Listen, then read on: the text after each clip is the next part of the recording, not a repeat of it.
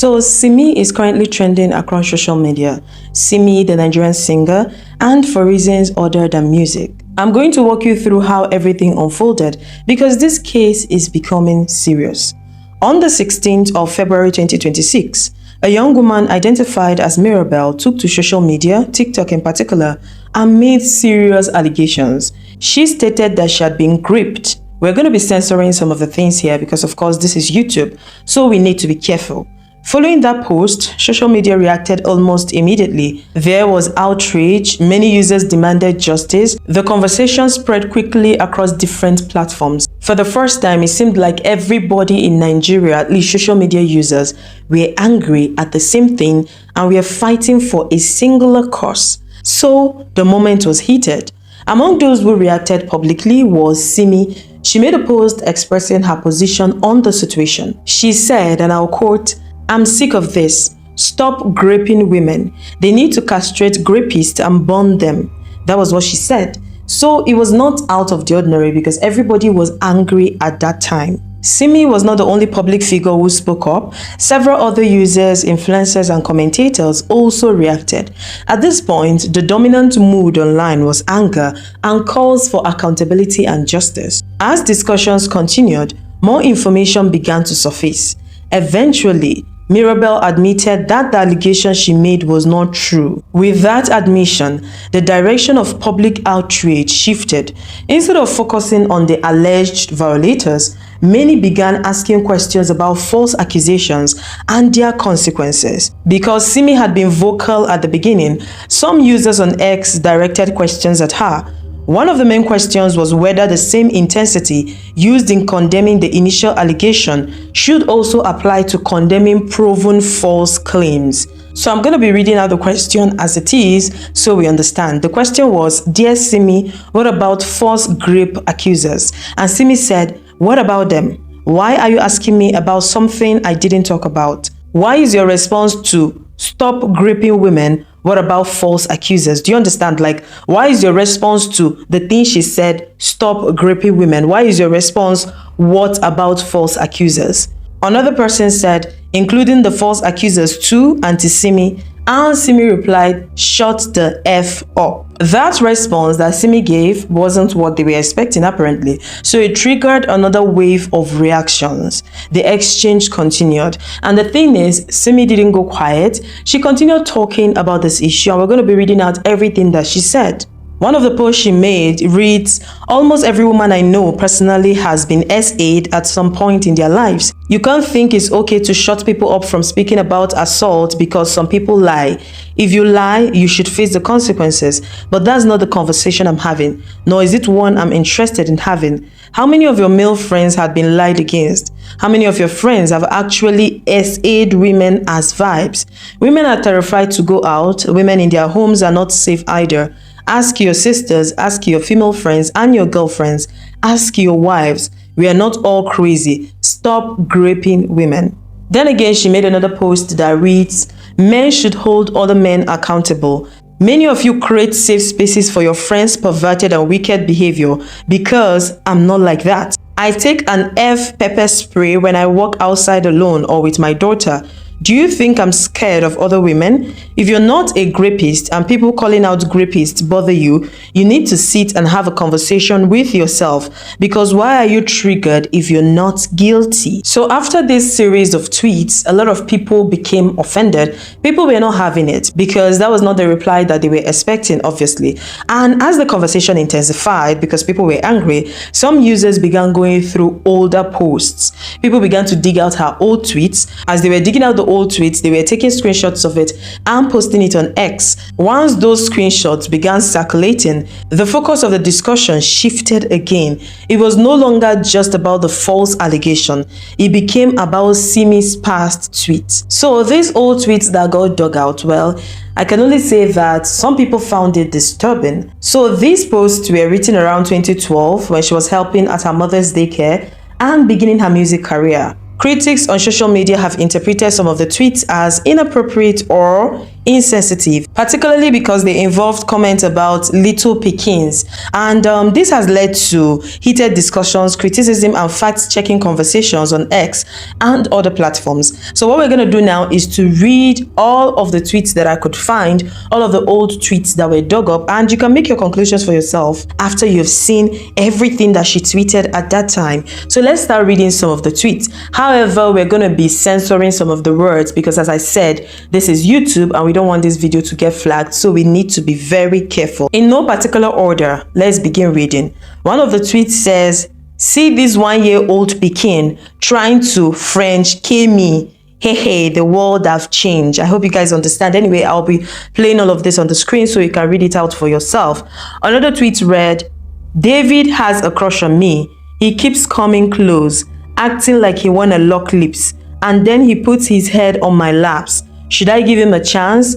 P.S. He's..." You can see the age written out clearly there, so I don't want to read it out. Another tweet says, "I love to kiss the pikins at my mom's day. They are super adorable and I'm crazy about them." Somebody replied, and you can see the person's reply right there. This was 2013. You can see the date right there.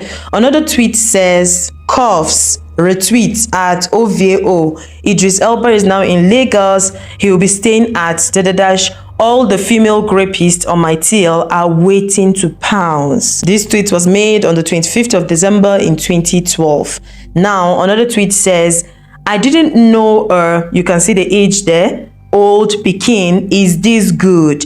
I can't feel my legs," with the love emoji and all of that. This was made on June 8, 2014. Another tweet says, "#TB, train a child up the way he should grow or force him to dash you." You can see the word there. I don't want to say it. It was made on the 20th of November, 2014. So I just want to say, at the point when all this was happening, obviously Simi wasn't popular. She wasn't the Simi we know now.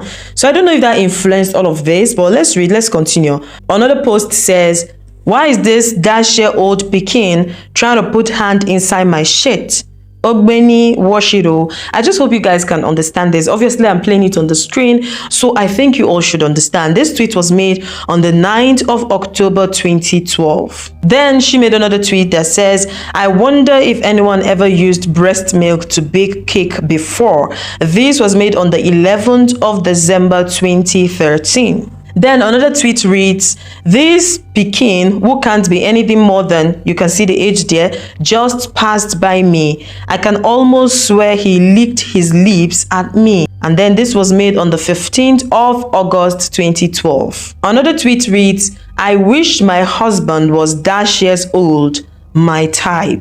Now, this tweet was made on the 21st of February, 2015. So you can see that all of these tweets spanned between 2012 and 2015. You guys, let me know your thoughts in the comment section about all of this. Of course, Simi has come out to reply concerning all of this. I'll be reading her reply. But before that, her husband, Adekunle Gold, also got dragged into this mess. And some of the tweets he made as far back as 2012 also resurfaced. And I'm going to be reading some of the tweets, which some people also considered as disturbing. Somebody even said, like husband, like wife, you know, they are the same kind of people because of the interpretation that people are getting out of all of this. So one of the tweets that Adekunle Gold made was this. He said, "Stop closing your legs when you sit, dash." You know the gender he's telling.